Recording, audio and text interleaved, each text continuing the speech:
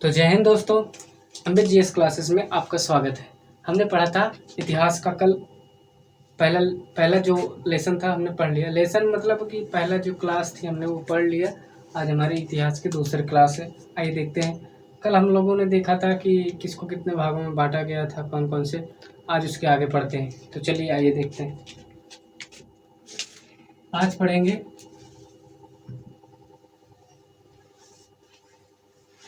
भारत में पाए गए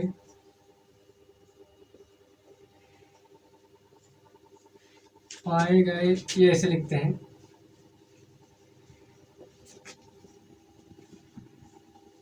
भारतीय स्रोत।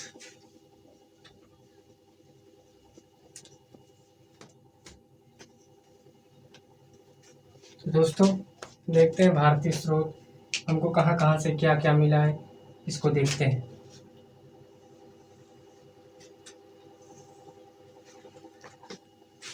आप लोग ध्यान से देखिएगा इसको। सबसे पहला आता है साहित्यिक स्रोत।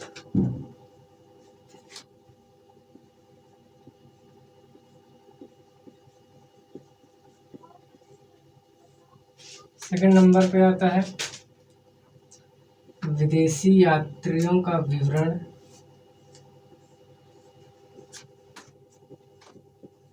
यात्रियों का विवरण। पहले इन दोनों को देख लेते हैं, उसके बाद उधर चलते हैं। या लिख देता हूँ इधर पे, पुरातत्व स्रोत। तो हम लोग सबसे पहले देखेंगे साहित्यिक स्रोत। पहला साहित्यिक स्रोत में है वेद पढ़ेंगे, वेदांग, उपनिषद,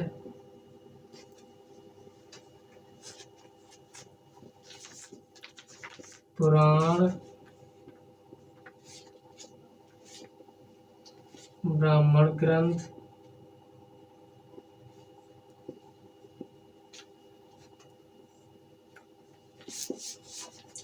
आरण्यक,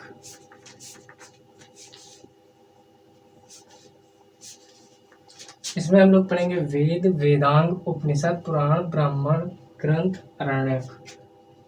विदेशी यात्रियों में हम लोग देखेंगे तो अरबी लेखकों से मिलने वाली जानकारी है। सेकंड, चीनी लेखक,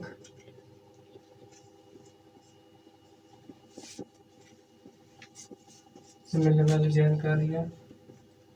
यूनानी लेखक,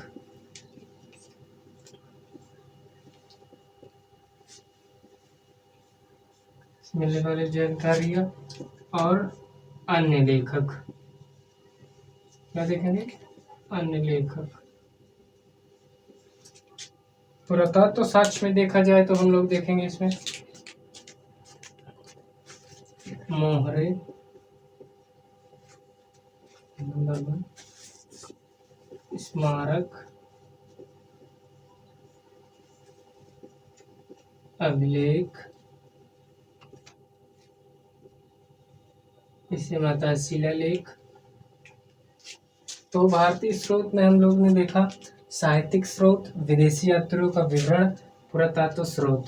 साहित्यिक स्रोत में हम लोग पढ़ेंगे वेद, वेदांग, उपनिषद, पुराण, ब्राह्मण ग्रंथ, आरण्यक। विदेशी यात्रियों के विवरण में हम लोग पढ़ेंगे अरबी लेखक, चीनी लेखक, यूनानी लेखक और अन्य लेखक। पुरातत्व साक्ष्य में हम लोग पढ़ेंगे मोहरे, स्मारक, अभिलेख।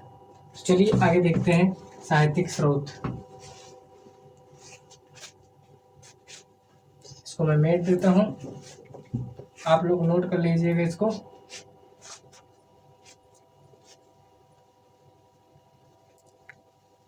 तो आप लोग हेडिंग डाल लीजिएगा साहित्यिक स्रोत।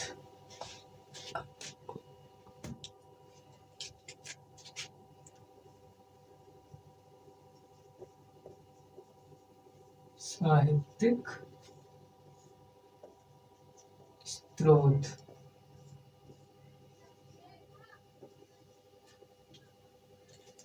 सबसे पहले हम लोग इसमें पढ़ेंगे क्या, वेद। तो आप लोग लिख लीजिएगा वेद। वेद, तो इसमें देख लेते हैं वेदों की संख्या कितनी है। आप लोग बताइए, वेदों की संख्या कितनी है, 4।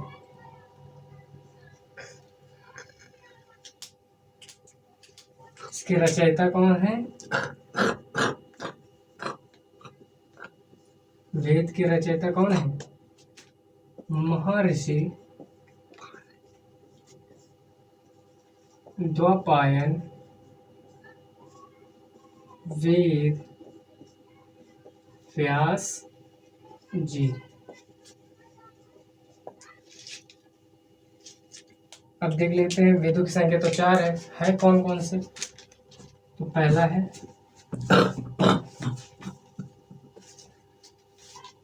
ऋग्वेद, दूसरा है यजुर्वेद, तीसरा है सामवेद, और चौथा है अथर्ववेद।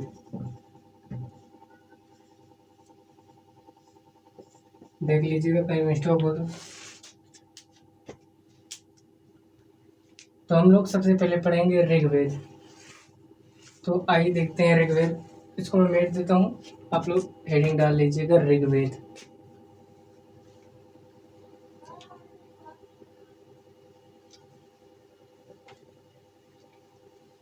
तो अब हम लोग वेद में पढ़ेंगे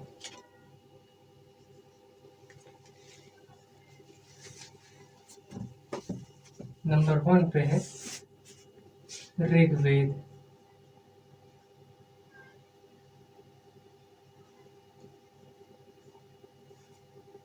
ऋग्वेद पे तो आइए देखते हैं इसको। तो ऋग्वेद को पढ़ने वाले को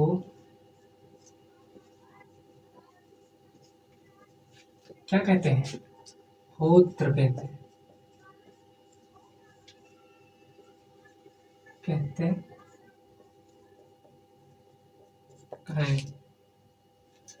ऋग्वेद को पढ़ने वालों को होत्र कहते हैं। आगे देखते हैं, इसमें टोटल 10 मंडल, 1028 सूक्त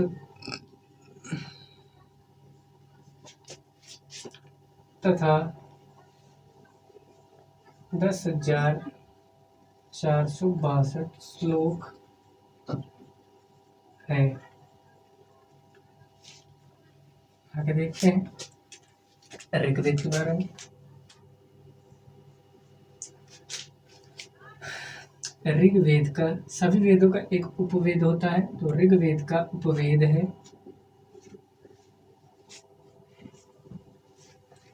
तो इसका उपवेद बताइए क्या है। इसका उपवेद है आयुर्वेद। आयुर्वेद, सॉरी,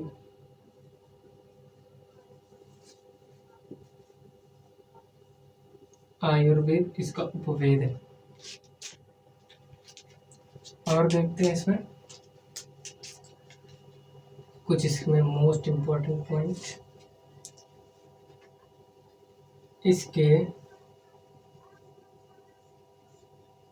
तीसरे मंडल में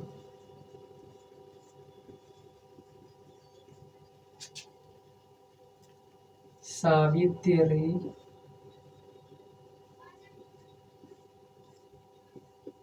गायत्री मंत्र का उल्लेख है। इसके तीसरे मंडल में सावित्री गायत्री मंत्र का उल्लेख है। आगे देखते हैं, इसके 8वें मंडल में सोम देवता का वर्णन है। इसके 8वें मंडल में सोम देवता का वर्णन है।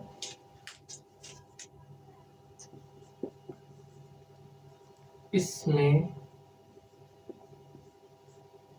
लिखी गई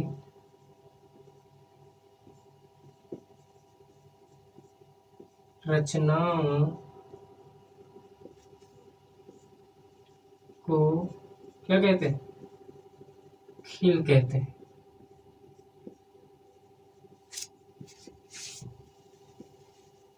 कौन से मंडल में?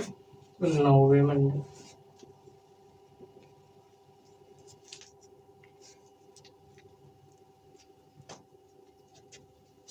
और देख लेते हैं।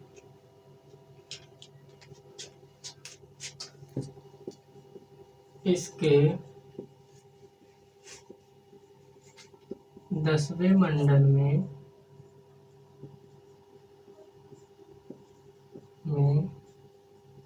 पुरुषार्थ का वर्णन है। इसमें क्या क्या है? ब्राह्मण, क्षत्रिय, वैश्य, शूद्र, 4 चीजों का वर्णन है इसके 10वें मंडल में। पुरुषार्थ को बताया गया है, ब्राह्मण, क्षत्रिय, वैश्य और शूद्र। तो हमने इसमें क्या देखा? ऋग्वेद पहला वेद है, को पढ़ने वाले को होत्र कहते हैं। इसमें टोटल 10 मंडल, 1028 सूक्त तथा 10,462 श्लोक है। इसका उपवेद है आयुर्वेद। इसके 3रे मंडल में सोम वो सावित्री गायत्री मंत्र का उल्लेख है। इसके 8वें मंडल में सोम देवता का वर्णन है। इसके 9वें मंडल में जो लिखी गई रचनाएं हैं उनको खिल कहते हैं। इसके 10वें मंडल में पुरुषार्थ को बताया गया है, जिसमें ब्राह्मण, क्षत्रिय, वैश्य और शूद्र है कहाँ कहाँ से उत्पन्न हुए हैं। तो आइए देखते हैं अगला वेद। आप लोग इसको याद कर लीजिएगा।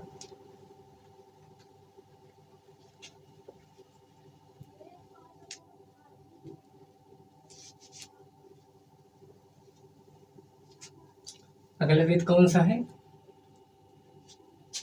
तो अगला वेद है यजुर्वेद। यजुर्वेद। राइटिंग पे मत जाइएगा दोस्तों, बस पढ़ाई पे ध्यान दीजिए। यजुर्वेद, इसको पढ़ने वाले को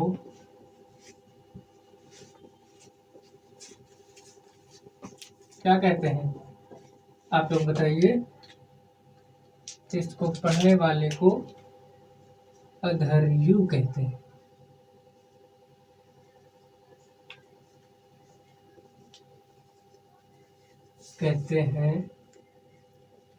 आप लोग देख लीजिएगा, ऐसा ही लिखा जाएगा।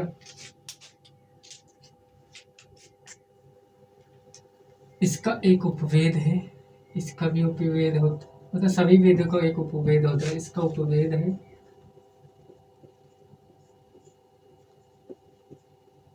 क्या है? तो इसका उपवेद है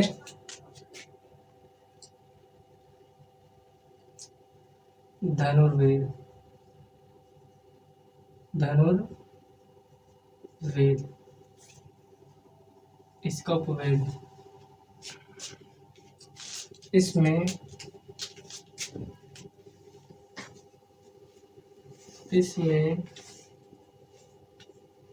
यज्ञ, पूजा, ज्योतिष आदि, ज्योतिष और युद्ध कला का वर्णन है। बहुत इंपॉर्टेंट है दोस्तों, इसको याद कर लीजिएगा। आगे देखते हैं तो यजुर्वेद, इसको पढ़ने वाले को अथर्ववेद कहते हैं। इसका उपवेद है धनुर्वेद। इसमें यज्ञ, पूजा, ज्योतिष, युद्ध कला आदि का वर्णन है। तो यजुर्वेद समाप्त हो गया। अब आइए आगे देखते हैं, आगे कौन सा वेद है, तो सामवेद।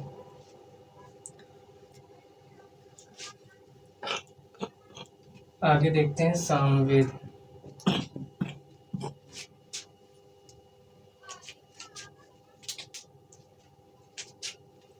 थर्ड नंबर पे है सामवेद।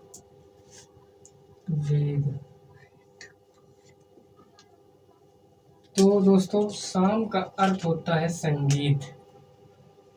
इसका अर्थ होता है क्या, संगीत। जैसे कि नाम से ही आपको पता है, इसमें गाने वगैरह का यानी कि गीतों का वर्णन है या गीतों को समर्पित वेद कह सकते हैं।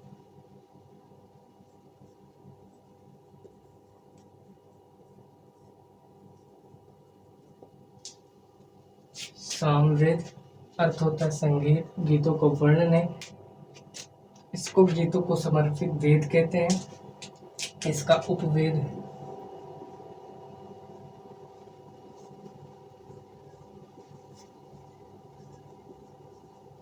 इसका उपवेद है क्या है दोस्तों, तो आप लोग बताइएगा, गंधर्व वेद। इसका उपवेद क्या है, गंधर्व वेद। तथा इसको पढ़ने वालों को क्या कहते हैं, यहाँ पे लिख दूं, यहाँ पे लिख दूं, इसको पढ़ने वाले को क्या कहते हैं, तो आप लोग बताइएगा, इसको पढ़ने वाले को उदात्त कहते हैं।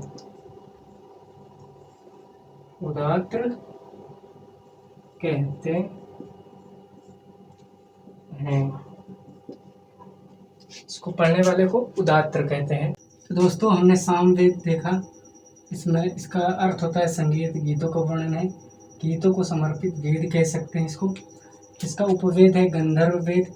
इसको पढ़ने वाले को इसको पढ़ने वाले को उदात्त कहते हैं। क्या कहते हैं, उदात्त कहते हैं। तो आइए देखते हैं हम अगला वेद। अगला वेद कौन सा है, तो अगला वेद है हमारा अथर्ववेद, सबसे नवीन वेद। देखते हैं अथर्ववेद।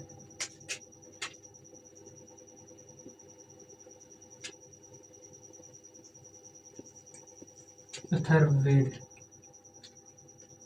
सबसे पहले देखते हैं, इसको पढ़ने वाले को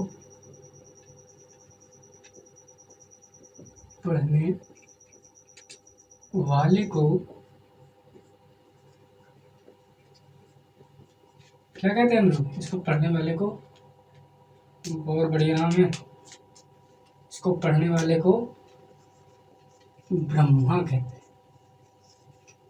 ब्रह्मा, इसको पढ़ने वाले को ब्रह्मा कहते हैं। तथा इसका एक उपवेद है। इसका उपवेद क्या है आप लोग बताइए, तो इसका उपवेद है शिल्पवेद।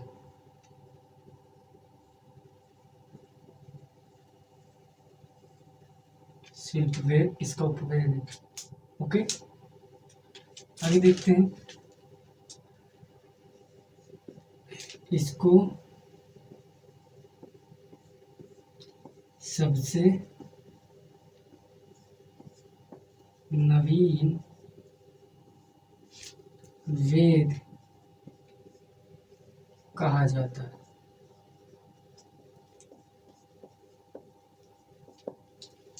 यह सबसे नवीन वेद है या सबसे नया वेद है हम लोग कह सकते हैं। आइए और देखते हैं। इसमें जादू टोना ज्योतिष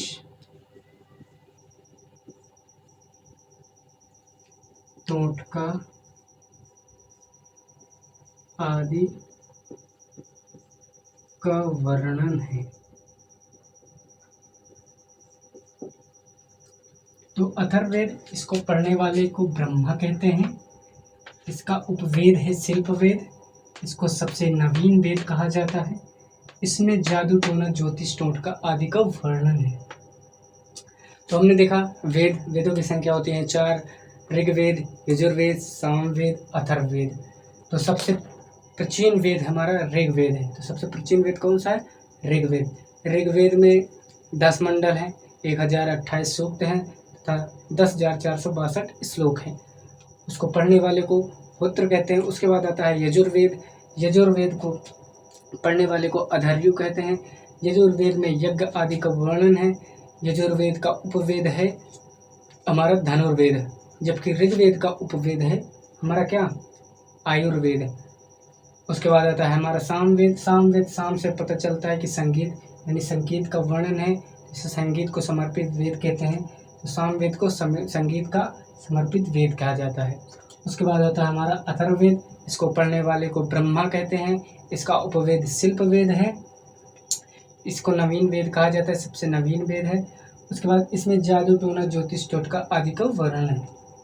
तो जय हिंद दोस्तों, आगे की क्लास हम लोग कल देखेंगे। ठीक है।